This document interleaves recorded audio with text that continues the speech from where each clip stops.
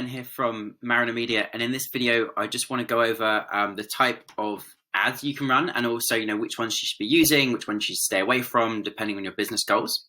Just before we start, I want to ask you guys to just hit the like button below, which really helps us out. And also I'm going to put loads of free resources in the description. We've got our YouTube channel, Facebook page, Clubhouse room, and also putting together at the moment a variety of courses to help you with your Facebook marketing. So in the link below, there's going to be in the description below, there'll be a few links. So plenty of free resources there to make sure that you're getting the best out of your Facebook ads. And now back to this. So basically with your goals, this is really important that you make sure that you pick the right one, because Facebook is more of it doesn't respond very well to you giving it a goal and you're expecting another result. So say, for example, if you say to Facebook, right, okay, I want traffic to my site. Facebook doesn't think, okay, they want traffic, so therefore they want sales. Like, it just thinks traffic, and it will go and get traffic because it's a machine.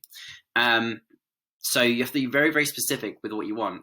And for 99% of businesses, I'd always say conversions, because basically that's telling Facebook, right, I want them to take this particular action, whether that's a purchase, whether that is whether that's a lead, a download, any kind of button click, something like that. So that's a conversion, and that's normally what you want them to do. Like, if someone's going to come to your website, you want them to do a certain action. Otherwise, what's the point of them coming?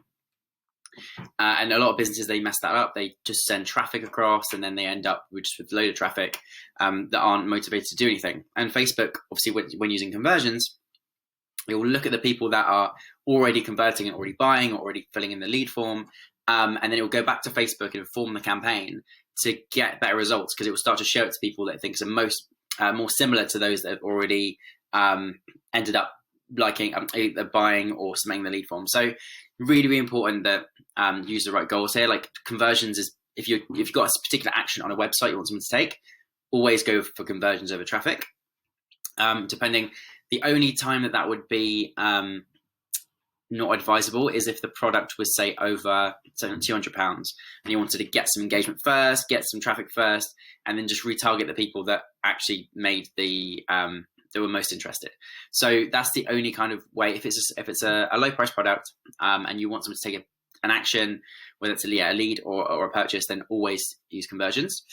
Brand awareness and reach also is something that people use, and they try and just put brand awareness and reach and think, oh, the more people that see it, the more people will buy. It doesn't work like that. It's just Facebook thinks, okay, what's the cheapest people that I can put within this audience that I can put this in front of to get the biggest numbers, for brand awareness. So for big campaigns, we're spending tens of thousands, hundreds of thousands and millions of pounds. You can go brand awareness and reach for, like, big campaigns like Coca-Cola and Nike and all those kind of brands.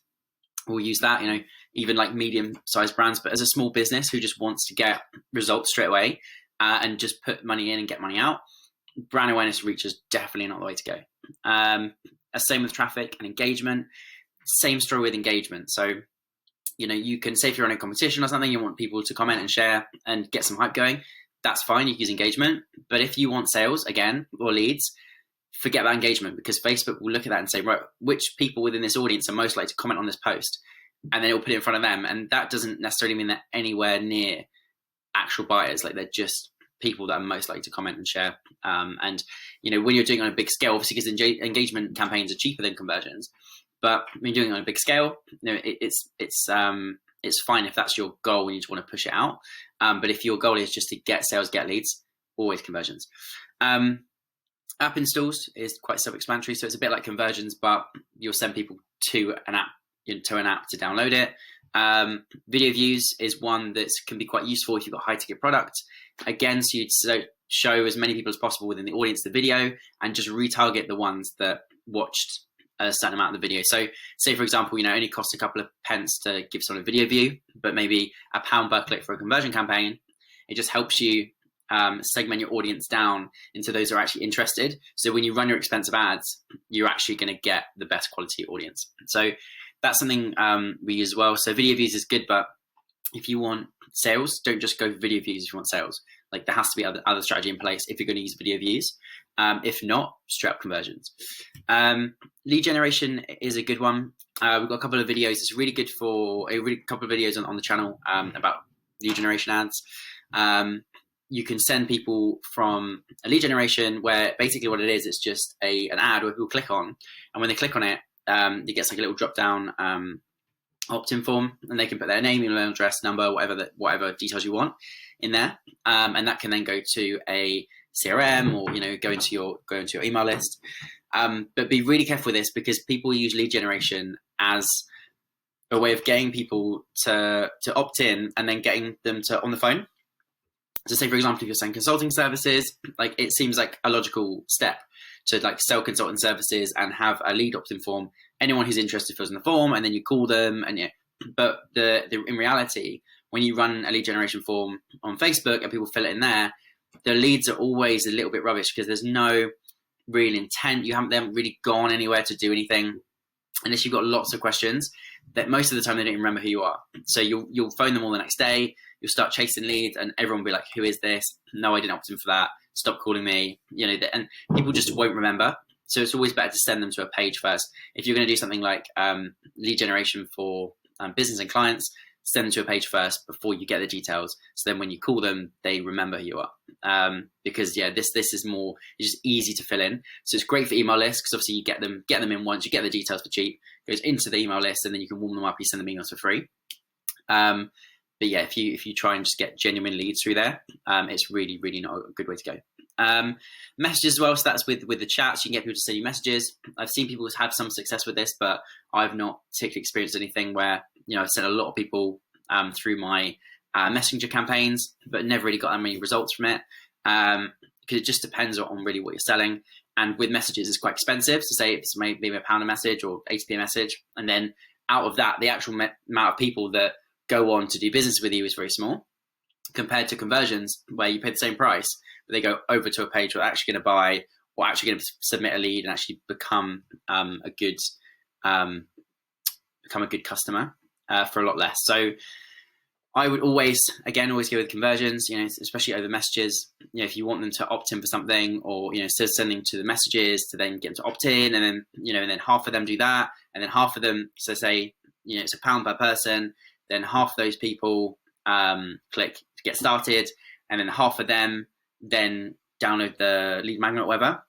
Less than 25% of people that are actually that you're paying for, they're opting in. But with conversions, say if it's a lead magnet, you might get £1 to £2 per person, so you're getting like double the amount you would do if it was messages. So yeah, it obviously depends on the ads, depends on the landing page, depends on on the lead magnet, everything. But I find that conversions to a landing page to download something is cheaper than putting people into messages, just because there's so many opportunities for them to be like, people just tend to drop off.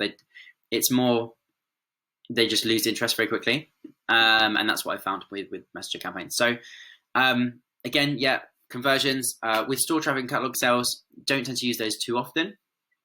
Store traffic is obviously more physical businesses, where when they click on the ad, it will give them directions to the nearest store. And catalog sales will be, you upload a catalog to Facebook and say, these are all my products. And then Facebook can then dynamically update the catalog and what it shows people. And then if someone's looked at something, you should show them the same product again in retargeting. But that's not something that a business is just getting started out, or if you've just got a lead magnet or a service, or you don't really want to go down that route unless you're a developed kind of e-commerce store.